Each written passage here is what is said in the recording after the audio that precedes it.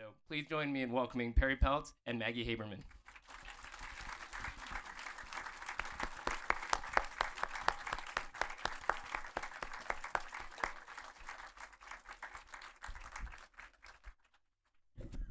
Good morning, everyone. Thank you so much for being here at 10 a.m. on a beautiful Saturday. I must say secretly I was hoping for rain, but that's okay. Maggie, what a treat to have you here. Thank you so much for having me and for doing this, and to you and Samantha and to everyone here and to Eric and for all of you for coming out this morning. I have to echo what Perri said. I'm stunned on such a beautiful morning, so thank you. You know, you might have thought, didn't they say Jonathan Swan was going to be here too? No, this was not a bait and switch. Jonathan actually has a really good reason not to be here this morning. Jonathan's wife, Betsy, who is an amazing journalist in her own right, is super, super pregnant and is about to give birth literally any minute now. And so Jonathan had to call off any travel, and he's doing some virtual stuff. He is so profoundly sorry not to be here, but Betsy, in addition to being a great mom, was one of our trusted readers on this book, as was my husband, Dare. And so we honor her by letting her have her husband at home to take care of their other two small children right now. Because we are so good. Yes, because we are so good. There you go. Okay, Maggie, let's start. Speaking of Jonathan, about 3 years ago, Jonathan told me that the two of you were working together on a Trump book. And I would like to say that I looked at him and said, we do not need another Trump book. Actually, I said that. Here we are, 600,000 copies later of this extraordinary book. And I'm going to say I was wrong. But Maggie, I'm curious because actually I still stand by what I was thinking. We are inundated by Trump reporting, excellent Trump reporting, some not excellent Trump reporting all day long. Why has this book hit a nerve in the way that it has? A couple of things. Well, just in the interest of accuracy, it's more than 500,000. So please keep reading and buying. We are very grateful. But we're not going to go with the don't let the facts get in the way. Yes. A stickler on this kind of thing. You're not wrong for having said that to him. That was very much a concern of ours. So I just want to back up a bit. So Jonathan joined the Times from Axios. He was a friend of mine, but he was my toughest competitor and giant pain in my butt. And we would wrestle over scoops constantly. So it was a relief having him come to the Times. It became very clear to us that he and I have very complementary sourcing sets and skill sets. Some overlap, but some don't. But that whatever we were covering was Trump's last act. And we were approached about a book. We decided we were going to do this. That last act was either going to be Trump going to prison, potentially, and that was not a theoretical at the time. He was under multiple indictments and, in fact, is the first convicted felon to serve as a U.S. president. Or it was going to end with him back in the White House, and that was going to have its own massive consequences and impact, not just on this country, but on the world, and we are seeing that now. So we ended up jettisoning thousands and thousands of pages of reporting in the lead up to him coming back because it became very clear to us in the first few months of this presidency that what we were covering was not a typical transition from one president to another, one party to another, Democrat to Republican, over, sometimes major policy disagreements. This was just a fundamental remaking of the U.S. presidency, an expansion of executive power, unlike anything we've ever seen. And for so many reasons, there has been much less inside the room reporting this term. So in term one, Jonathan always describes it as you would walk around with a slop bucket, and the scoops would just kind of land because it was leaky. It was leaky. It was very leaky. And you would have the buckets to catch it. There were factions fighting constantly. There were many people who Trump had literally never met before he went to Washington, serving in this government, who did not feel some personal connection to him or loyalty to him, some of whom believed that he was a grave threat to the country and had to be contained. That is not this government now. It's run by a handful of people who are very, very loyal to him for one reason or another. and it is much harder to penetrate these rooms. So we weren't thinking of this as a Trump book. In other words, here's, what Jonathan would call some wispy Trump was thinking, blah, blah, blah. We wanted to get inside these rooms and tell you, this is what happened on this date, and here is who was sitting where, and here is what was said, and have it multiply sourced and reliably sourced, and people can then make their own conclusions about what we're reporting, but we wanted people to understand how their government is being run, and that was the purpose here. But to your point, we know that nonfiction is not doing very well right now, just in the industry. I think Wall Street Journal declared the nonfiction industry dead in an article a few months ago. Yes. And and Trump books, with Bell Burden is obviously an exception. Trump books in particular, as you say, just books with Trump in it, haven't done very well since he came back. But this is the first one of this new term. But I don't really know why people are seizing on it. I don't. I mean, I'm very thrilled. I made a bet with my husband that it was not going to make the bestseller list. We were both very bearish about how this was going to do for the reasons you said. So we're overwhelmed and surprised and very gratified. Maggie, the reason that it's done as well as it has done is you have successfully, in a profound way, brought the reader into the sausage making, into the rooms. And I want to say, this is something that's really interesting to me, because as you read the book, it reads like a novel, unfortunately. You don't want to put it down, but it's really hard to do what you've done. To Maggie's point, the first Trump administration was incredibly leaky. This one is really buttoned up in terms of how did you get the information? And no, I'm not going to be one of those people who are going to ask you for your sources, because in preparation for today, I watched a lot of the interviews that have been done.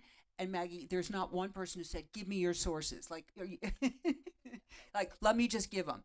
But how did you accomplish what you've done? So, correct, we'll not talk about sourcing, and we say we'll that do constantly. that at the brunch afterwards. There we go. But I will put it a couple of ways. One is part of why we don't talk about sourcing is A, it's just basic tradecraft, but B, a lot of people took risks to help us get this right. We benefit from the fact that we have both covered him for a really long time, and his world for a really long time. And his world has been both political campaign, but also his business life, his real estate life, and his apprentice life. Jonathan's covered him for 11 years, which is almost as long as Jonathan's been in this country, I think. Jonathan's Australian, for those of you who don't know.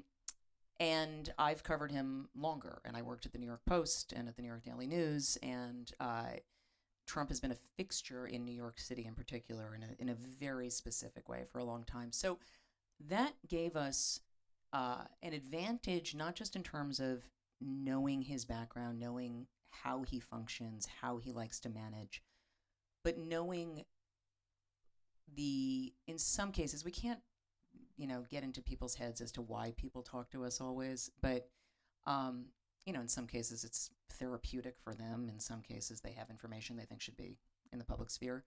But it helped guide us as to what was a somewhat reliable account that had some nugget of truth versus someone who was entirely making something up to try to attack some faction.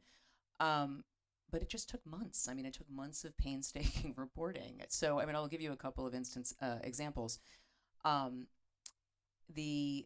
And I know we're going to talk about this later. I assume we're going to talk about this later. But we have a section about Trump potentially suspending habeas corpus last year in April, May. And it was known publicly that he was talking about this, but it took us months. We wanted to understand what had happened, what the discussions were internally in the government to consider suspending a basic right that's enshrined in the Constitution to due process, to have a right to fight your detention in court. He wanted to suspend it broadly for undocumented immigrants and just have a free hand to detain people. And this right predates the Magna Carta. We wanted to get inside it. It took us months and months and months, and it was just tiny pieces of reporting where one person would tell us one thing, and then that led to another piece and who was involved, and then we got our hands on these memos, these confidential memos that had been written by the staff secretary, Will Scharf, to the chief of staff about why this would be so dangerous. But that was an example of, like, I cannot tell you what a white whale that was. And we were obsessive about it. And Jonathan and I talk 8,000 times a day is the other piece. I mean, I talk to him more than my husband most days, because we just have this running conversation. And so we sort of share a brain at this point, for lack of a better way of putting it. But all of that is how we got to where this work is. You know, I want to jump to the habeas question because it is so important. And honestly, Maggie, it was one of the most chilling parts of the book, how close we came to having that dismantled. And my question is, first of all, how is it even possible for a president, we're going to get to the name, the Imperial president, in a moment, to even be able to do that? And are we safe now and protected, or is this still on the table that this could be dismantled? It's a really good question. So just to back up about what was happening in that moment, the Supreme Court had ruled against Trump having just a free hand to send people out of the country without hearings. This was all in the context of sending undocumented immigrants to this gulag in El Salvador called SICAD. One person was on one of these early flights out of the U.S. who should not have been on that flight. And he should not have been on that flight because while he was in the country illegally, there was also an order, a protective order from a judge, saying that he could not be removed to El Salvador specifically because he faced the threat of being harmed by gangs. He could have been sent somewhere else, ironically. They just happened to put him on that plane to go there. His name is Kilmar Abrego Garcia. This case became a focal point and rallying cry for people to understand just how restrictive and aggressive and potentially court-defying the Trump moves to try to restrict immigration were. In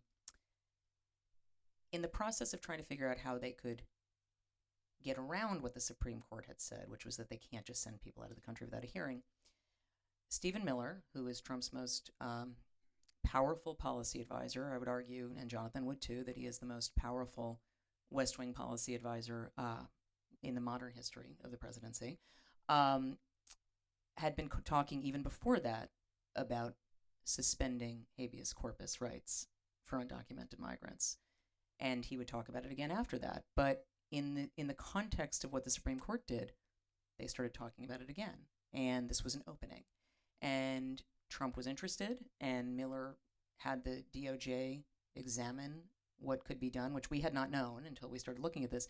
What Trump said publicly at the time, at the end of April, was he alluded to this in a cabinet meeting. He said, there's one, I'm paraphrasing, so forgive me if it's not entirely precise, but it's, there's one thing that three presidents have done, and they've been it was very strong. We could always do that. We hope we don't have to. It was not clear what he was talking about. Caitlin Collins at CNN and some of her colleagues a few days later reported that what he was talking about was suspending habeas corpus for migrants, and this was an active discussion. And it got a little bit of attention, and Stephen Miller then confirmed it to reporters. I don't think he intended to, but on the south lawn of the White House, or north lawn of the White House, sorry. And he said, look, a lot of this depends on whether the courts do the right thing. It was a pretty startling comment, but then it went away. And what we learned was this had been an active discussion for a very long time, that, Miller really favored this. Trump loved the idea because Trump loves nothing more than being told that the presidency will give him the right to snap his fingers and just make something happen. He is completely averse to normal process. He is averse to checks and balances on the presidency. And the idea that the activist courts are stymieing him, I would like to point out in this case it was the activist Supreme Court that he appointed 3 justices to. But we can talk about that later. They were very close. They were much closer than people understood. And the discussion got dropped, and it got dropped in part because there were a number of people inside, not huge numbers, but inside the West Wing, who were really alarmed by this. One was Will Scharf, who is the staff secretary. His job is extremely important. A staff secretary in the White House is supposed to control the paper flow that goes to the president and be the last stop. Obviously, in the Trump White House, there are many routes that people can take to get to Trump, but including on their paper flow. But Scharf is not a resistance figure. I mean, this is not, a caricature of like Jared Kushner or Gary Cohn or somebody from Term One. He is a deeply, deeply conservative lawyer.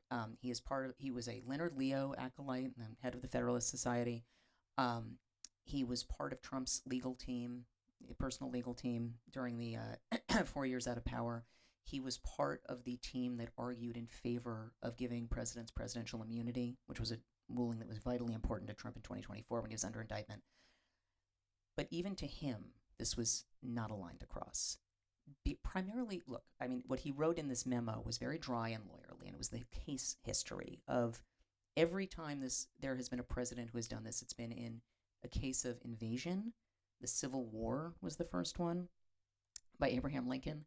There were a few others. Even Bush tried a version of it after 9/11, and the Supreme Court has never sided with the presidency on that. And so his argument was that, this will get tied up in courts and et cetera, but the subtext was this is a really dangerous line that this White House should not cross. And it's interesting because we see a presidency that is so unmoored and so unconstrained in so many ways, and yet there are these discussions, but the discussion ended not with, let's never try this. It's just a loaded weapon on the shelf still. You talk about unconstrained, and it reminds me of one of the threads in the book, which feels really important, that I actually hadn't thought about, which is this period between Trump 1 and Trump 2. I thought, this is it. He's gone. And obviously, I also didn't think the book was going to do well. But what I find really interesting, and would love to hear, Maggie, you explain about that period, was just power and energizing. And he has come back as a president who has actually really wreaked havoc with the system of checks and balances that you just spoke about. What happened in that 4 years? I thought he was off at Mar-a-Lago and playing golf. It's really important to understand exactly how radicalizing that 4-year period was, not just for Trump, but for his team. And let's start with Trump first. If anyone has looked at the history of Trump's life, it is really starkly clear how he has this sort of handful of moves that he uses over and over, and we write about that in the book. But he is the most regenerative public figure, certainly of my lifetime. I can't think of somebody else who has had so many boom and bust cycles and has, sort of risen from them, even though other people are dealing with the wreckage. Whether it was, the banks when he was a casino owner in 1991, whether it was, after January 6, 2021, where members of his own party were suffering, or people were wounded in Congress on his behalf, and a bunch of other people were indicted. He went to Mar-a-Lago. He was already talking about running again, and he believed that his supporters post that riot at the Capitol were still very bonded to him, maybe even more so than they had been before. In Washington, and it was not just the Biden White House, where the President Biden wouldn't even say Trump's name, was trying to non-person him, which is also what Rupert Murdoch told people he was trying to do with News Corporation and Fox News. The belief was he's gone. This is over, and it just wasn't the case. Not just for him, but for his base. He sat and he waited and he looked at the primary races that the Republicans who had voted to impeach him were running, and he made notes, and he made a vow to try to get them out of office, and he was successful. And he would post on Truth Social, his social media platform, 1 down, 9 to go, or 2 down, 8 to go. And he made very clear that he still had enormous hold over the Republican Party. And it was clear in every poll, frankly. I mean, it was all right there. Separately, he gets indicted 4 times.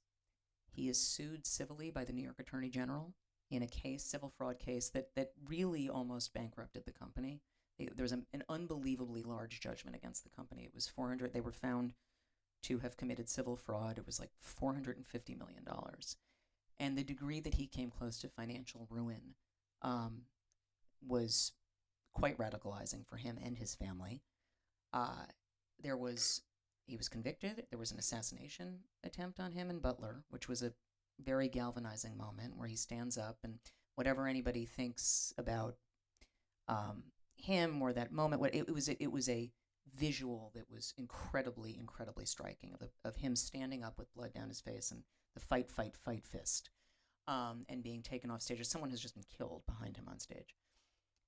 And so all of these, tech leaders who had been really against him, a bunch of donors who had been really against him on the Republican side, they looked at this and they were marveling.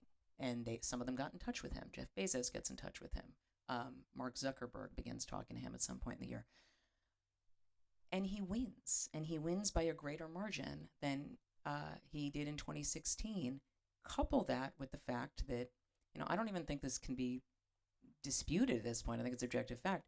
If he had been a 2-term consecutive president, if he had won 2020, he would have been exiting the stage in 2024. Now, I should rephrase that. He'd be exiting the presidency. He wouldn't be. He'll never exit the stage from attention. I mean, he's not going to.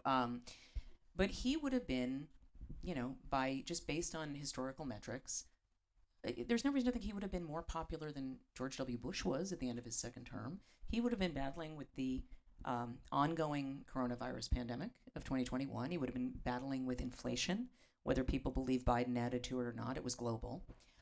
He would have been battling with the withdrawal from Afghanistan that he had been delaying by the advice of his own advisors in his first term, many of whom were concerned about how rapidly he just wanted to go about it. Instead, it was Biden who was handling all of that, and Biden had his own problems. So all of that combined created these conditions, along with a presidential immunity ruling that Trump got in July 2024, that said that presidents are immune from criminal exposure or liability for official acts. We don't know what an official act is defined by, but based on what we've seen the Supreme Court do, I suspect most things will be considered presidential acts if the decision is really challenged. All of this brought him back into office as this incredibly powerful president, backed by advisors who had spent 4 years looking at how to seize the levers of government and move very, very fast. I want to talk about Truth Social because he actually does use it as a real bully pulpit and look at journalism. Because, Maggie, one of the things that he does is he goes after journalists. It's had a chilling effect, I believe, on journalism. I think there's some excellent reporting that's being done. I am also overwhelmed by some of the interviews that have been done with Trump that do not hold him to account in any way. No follow-up questions, very, very deferential. But he's gone after you and Jonathan, more so I believe you. How do you deal with that? Is it background noise? Is it frightening? How do you handle it? It's different this time than it was in term one for a couple of reasons. So he went after me a lot in 2018 and 2017. One of his tweets attacking me became like a piece of evidence in the criminal trial. And I was writing a lot about the special counsel investigation into him at that point, which was whether his campaign had conspired with Russians to win the 2016 election, which consumed that presidency. He's not under threat of investigation now, as we were discussing. And we can talk about this after this question if it's okay by you, but yes. it relates to your earlier question that I didn't really answer. I just realized, which was about how he came back so effectively, and part of it is that he has turned the Republican House members and much of the Senate into a de facto arm of his White House. I mean, those are the people. That's not a smash and grab. That's a here you go, sir, take our power, and that has happened on every front. It's been almost every front, I should say, but it's been remarkable. He is obsessed with his press coverage. That's just not, I think, a surprise to anyone. Really? And, he's very demure about it too. But did anybody see the White House Correspondents' Dinner last night? Yeah, hands. Anybody see it? It was a solid, I would say. I mean, obviously this is a dinner hosted by journalists, although you might be unclear on that, given the fact that he seemed to take it over in a real way, and we can talk about that too. But he used most of the speech as like a version of like Triumph the Insult comic dog. But it was not funny. There were a few jokes that didn't really land, that were interspersed in just vicious insults at reporters.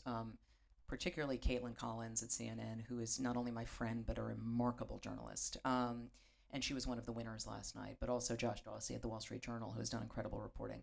So this term, he's attacking all of us, right? It was a little more isolated in term one. Jonathan did get attacked. I got attacked a lot. But it was all things like third-rate flunky.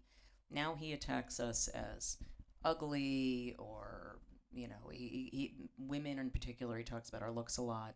But, it's, I was a nut job at one point. He's used that remark for other people, too. It's usually women. I think he did it with Comey. Anyway, the insults are just, like, everywhere. It's not an exclusive club, number one. It's more jarring. It was more jarring in term one, because he was on Twitter, which is now known as X, but which more people were on at the time. It just sort of had a louder thud when it landed. And it was new. It was just, this is different and whatever. I don't really care. He's not the first politician who has either insulted me or hated my coverage. He's just the first politician who handles it this way. And so I think that's very confusing for readers, but it does incite his supporters. And so I've gotten threats. Jonathan's gotten threats. We don't talk about that because, A, we don't want to be the story, and B, it just, makes people feel affirmed and they want to do more threats. But it does become background noise. I mean, one of the best things for him, in my opinion, is that so few people are on Truth Social. Because if people saw this feed all day long, I think it would be pretty surprising. And we've written stories about it, but that just can't do justice to having the alerts go off on your phone all the time, which is what and sometimes it's like 40 in an hour. I mean, it's really, really shocking. And all night.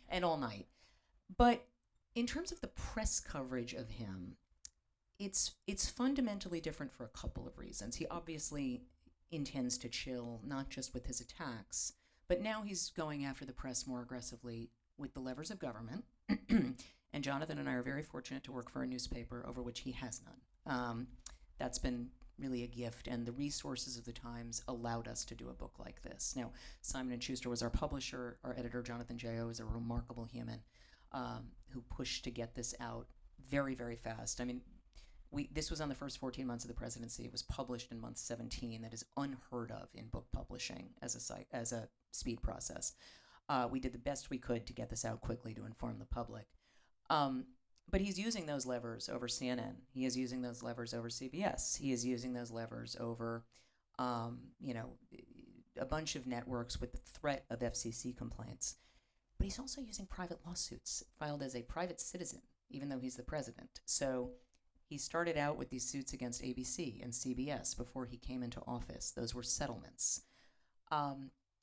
He has created this pattern where people know that they will be sued or could be sued. He filed subpoenas. Well, I shouldn't say he. Subpoenas were sent to my colleagues, 5 of them, or 4, I don't actually lost track of how many it was at this point. I think it was 5, who, for reporting on his Qatari-gifted bridge Air Force One and its security measures after a trip he took to Turkey.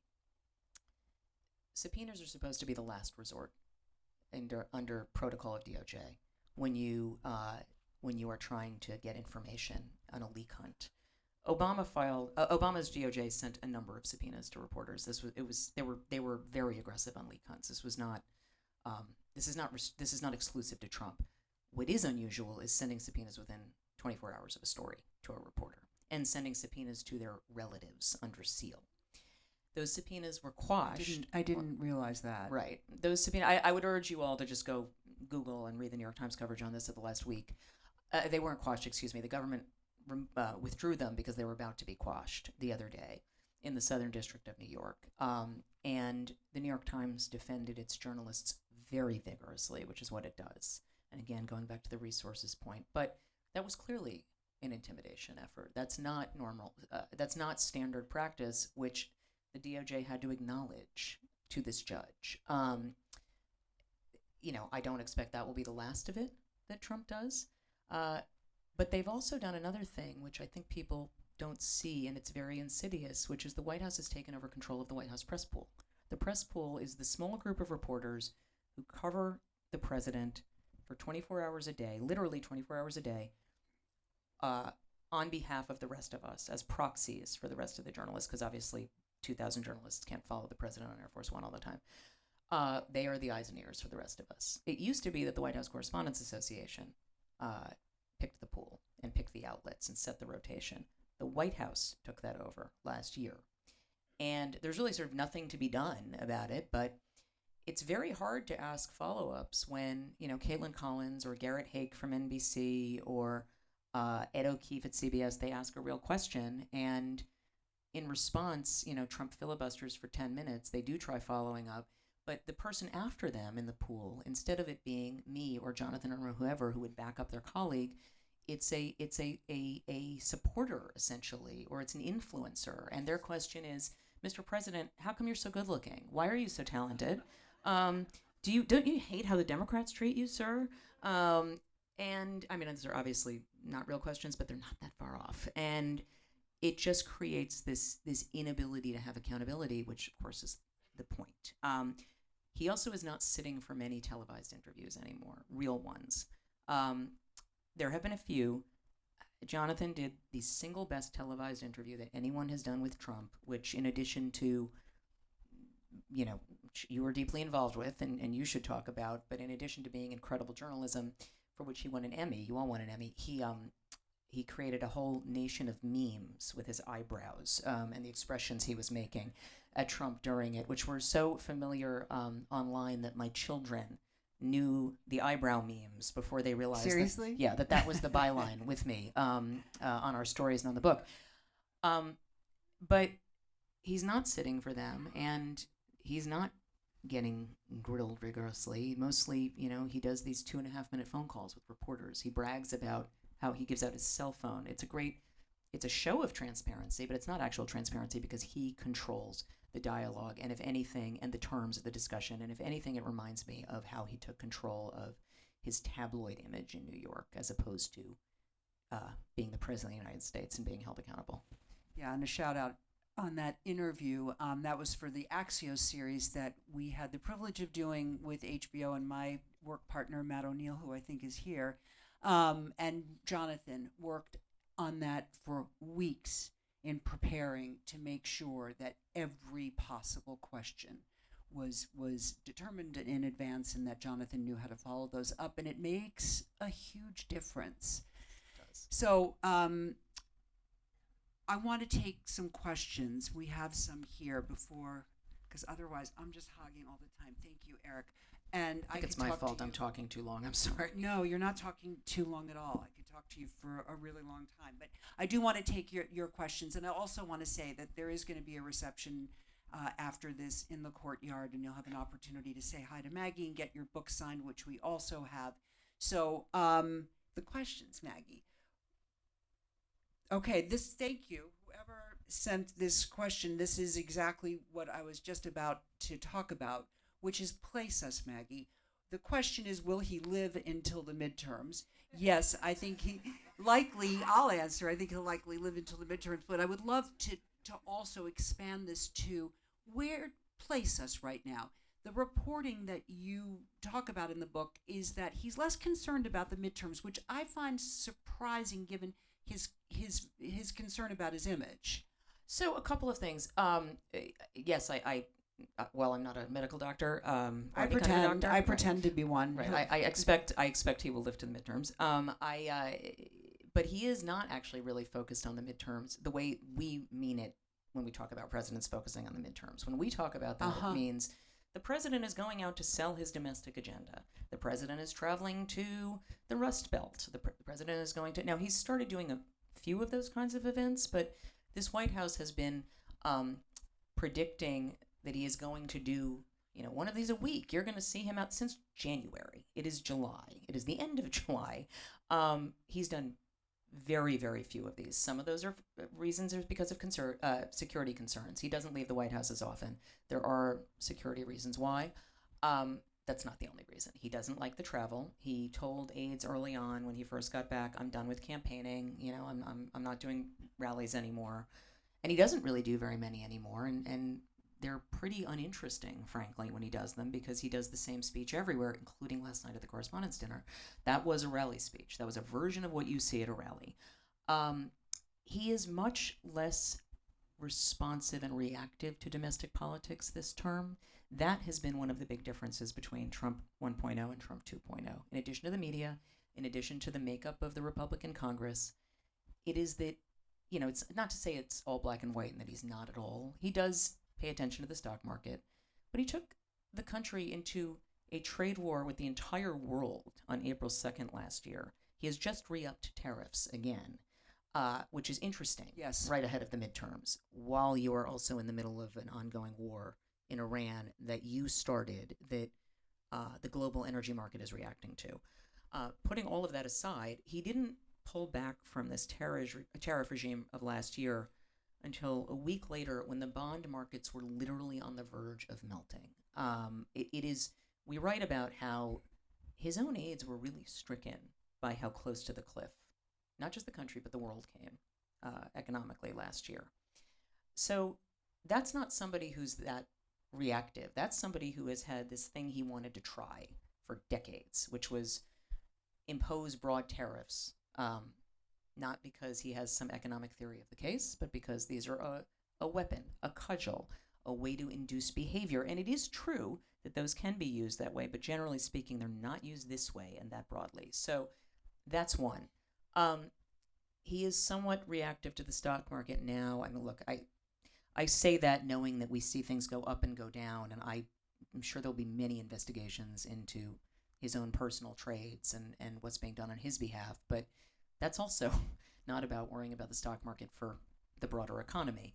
A lot of it is that he is, to go back to the immunity ruling point, yes, he knows he could be impeached again, but to say again makes clear it's not even the first again. It would be the second again. It stops having the same shock on him. He doesn't want it, but he has told, and again, we write about this, any number of people that he is going to pardon everyone who has come within blank, feet of the Oval Office. He changes the number, but he's planning on giving very, very sweeping preemptive pardons to a wide number of people. And a lot of the aides that we talk to in preparation for this book are counting on that. So I don't know what it looks like if the House flips and Democrats take over, which certainly seems likely right now, and they issue a lot of subpoenas, and the government just doesn't comply. Congress then sends their contempt of Congress notices to the DOJ. And I don't assume that AG Todd Blanche or acting AG Janine Pirro or whomever are going to get right on that investigation. So that is part of why. And he's also just playing for history, Perri, in a way that I think, will be clear if you read the book. That we had a really startling conversation with him on this front. But, capital G, great man of history. He is so focused on his monument project, his rebuilding projects. That is what is interesting to him. You mentioned the stock market, and so this question is a really good one. The president's recent financial disclosures show that he made, capital letters, underlined, $2 billion in office. The question, how on earth is this legal? It's a very good question. It is legal because, two reasons. Presidents are not bound by the same ethics rules that their staff are, than anyone other than the president is, which I'm sure will eventually, in years from now, be looked at, but it won't be anytime soon by Congress. Most presidents, we have never had a president who is as wealthy as Trump is before taking office. All of the debates around how actually wealthy he was wealthier than 99% of the country. And he refused to put his holdings into a blind trust. He put it into a revocable trust that his sons deal with. He was very blunt with my colleagues in an interview earlier this year in the Oval Office for the Times that He said, I kept my sons from doing deals in the first term, and it was unfair to them. I found out nobody cared, and I'm allowed to do it. So none of that was true. It was not. He didn't. It was foreign deals. They were still doing new deals here. Unfair to them. Okay, that's his emotion. Nobody cared is obviously not true. I guess the last piece is he is allowed to do it. That is true. But most presidents have abided by some kind of an honor system where they will step back. He is not doing that. The self-dealing of this presidency is on a scale that we have just never seen, and it is throughout the government. It is his sons. It is Steve Witkoff's sons, Trump's advisor. It is Howard Lutnick's sons, the Commerce Secretary, although Trump seems very unhappy with that. So one sort of remarkable bit that we have in the book is when Howard Lutnick was out of Trump's favor because of headlines that Lutnick's sons were making money off of this presidency. Lutnick then gives, or it was at a time when he was out of favor, Lutnick gives the Trump Library, future Trump Library, which is also going to be a skyscraper hotel or intended hotel in Florida, he gives it $25 million. And Trump says to people, in a huge meeting about this, the only reason that I put up with Howard's bullshit is because he gave me $25 million. Other times he would say, can you believe it? I asked for $25 million and you just gave it to me. I cannot think of another circumstance where a cabinet secretary is doing something like this. It's also the wealthiest cabinet that has ever existed, but I put that aside for a second. There are no rules governing what Trump did here. He set up a crypto business, he and his sons, and Steve Witkoff and their sons, and Witkoff's sons, during the 2024 campaign. It's an industry that Trump regulates. It has massive investment from foreign interests. We're only scratching the surface of what we know here. Okay. Unfortunately, I'm not going to be able to get to the rest of the questions. I'm sorry. No. Maggie, first of all, I want to, again, you'll have an opportunity afterwards to continue the conversation. Do ask me if you have a question. Please. So I apologize, but Maggie, I just thank you. You are dealing with so much right now, and we are so grateful that you took the time to be with us. Really, really appreciate it and appreciate your time. And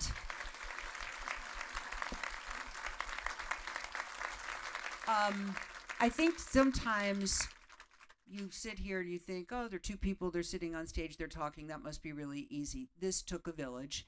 I want to thank Maria Boustakis, who's the executive director here at the theater, and Eric Cohn, the artistic director, and their entire team for putting this all together. It really does take a village. And this is so exciting to be able to launch our Parlor series. So Samantha Boardman, I think you're here. Give a wave. They're so excited to do this with you. And Samantha's going to be interviewing Tory Burch for our next conversation, so we hope you'll come back for that.